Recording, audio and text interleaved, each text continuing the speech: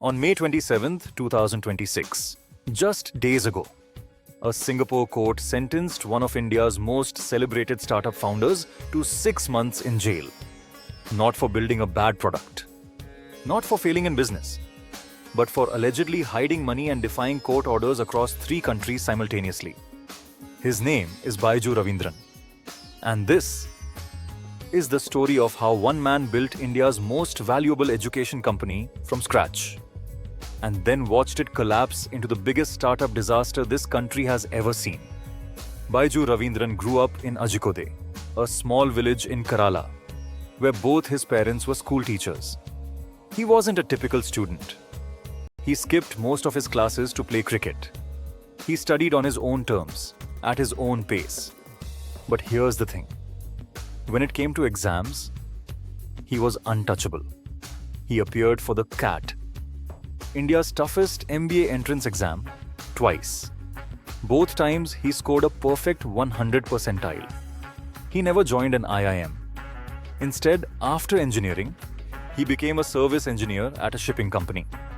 And one day, some friends asked him to help them prepare for competitive exams. That side session turned into a classroom. That classroom turned into a stadium. By 2007, Byju Raveendran was filling auditoriums across India. Thousands of students flying in from different cities just to attend his CAT coaching sessions. In 2011, he and his wife Divya Gokulnath founded Think and Learn Private Limited. And in August 2015, they launched Byju's, the learning app. Within 1 year, 300,000 paying subscribers. India had never seen anything like it. The money followed fast. Mark Zuckerberg's Chan Zuckerberg Initiative invested, making Byju's the only Indian startup to receive their backing at the time. Then came Sequoia, General Atlantic, Tencent, BlackRock, Prosus. Over $5 billion raised in total. By FY 2020, Byju's revenue hit Rs 1,795 crore, up 59% in a single year, with over 6 million paying users and an 85% renewal rate.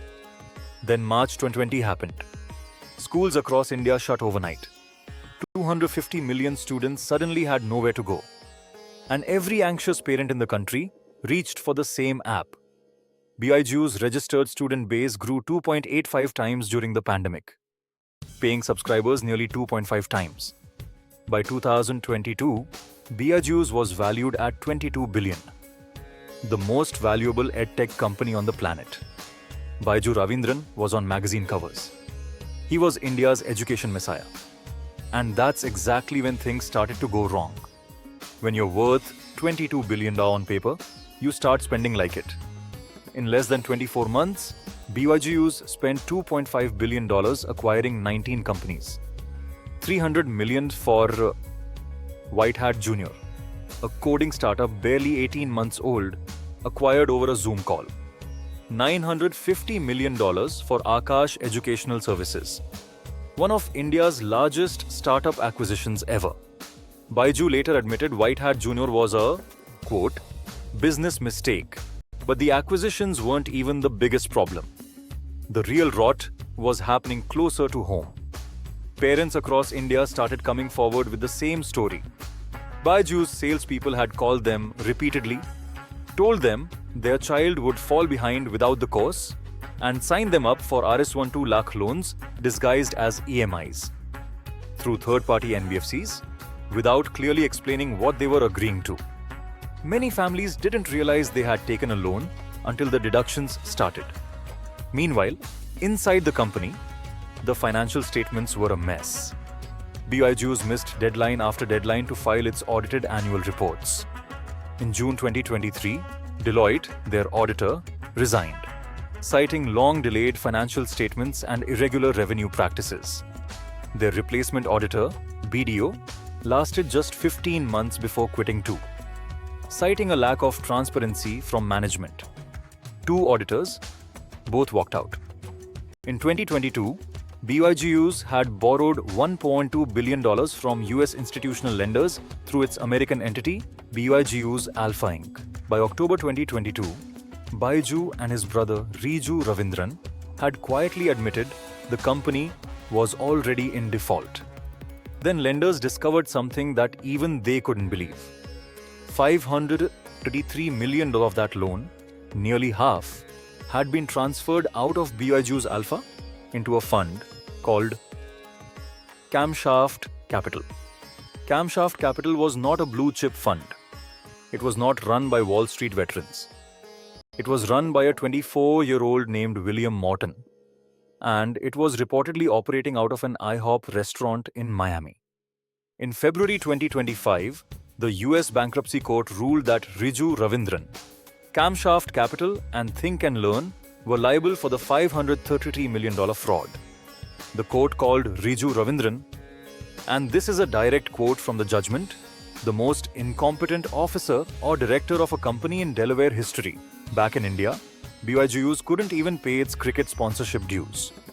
The BCCI dragged them to court over Rs 108 crore in unpaid fees, triggering insolvency proceedings before the NCLT. By November 2025, a US court ordered Byju Raveendran to pay $1.07 billion immediately, with a $10,000 per day fine for non-compliance. By 2024, Byju himself admitted the company's valuation had fallen to zero, from $22 billion to zero, in under 3 years. As of today, Byju Raveendran is believed to be in Dubai, where he has reportedly been living since September 2021. His current whereabouts are unknown to the Singapore court. On May 27, 2026, 2 days ago, that court sentenced him to 6 months in jail for contempt for defying multiple orders related to asset disclosure since April 2024. The case was brought by Qatar Investment Authority, one of his own investors, now owed $235 million under an arbitration award. He has called the case procedural. He plans to appeal. Meanwhile, thousands of his former employees went months without salaries. Millions of Indian parents are still dealing with the loans they didn't fully understand they had signed. And India's most valuable startup, the one that was going to revolutionize education for 1 billion people, is officially worth nothing. The Byju's story isn't just about one man's greed or one company's failure. It's a warning about what happens when growth becomes the only goal and accountability becomes optional. What do you think? Was Byju a visionary who lost his way? Or was the warning signs always there? Drop your answer in the comments. And if you want more untold stories of Indian companies, the real ones, not the PR version, subscribe. A new story drops every week. This video is for educational and informational purposes only. All data and events are based on publicly available sources listed below. This is not legal or financial advice.